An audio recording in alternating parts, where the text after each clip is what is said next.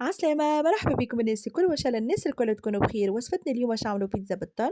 أخذت 150 جرام فرينة، عليهم مغرفة كبيرة خميرة فورية، شوية سكر، شوية ملح، شوية زعتر، زوز مغارف كبار زيت زيتونة، ماء دافي باش نلم بيه العجينة. بعد ما تلمت معايا العجينة وماذا بيكم العجينة تكون طرية شوية، عجنتها وخليتها تخمر على روحها. العجينة خمرت معايا، حطيت شوية فرينة على الرخامة باش كي نحط البات ما تلصقش معايا. جبت تويكا الطبيق نتاعي وبديت نستوي في الكعبة. وتويكا باش نحط لها الصوص طوماط هذه أنا خدمتها في الدار، تنجموا زادا تشريوها من برا.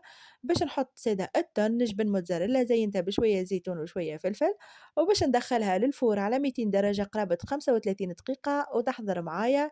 كملتها كي قسمتها وزدت لها شوية معدنوس.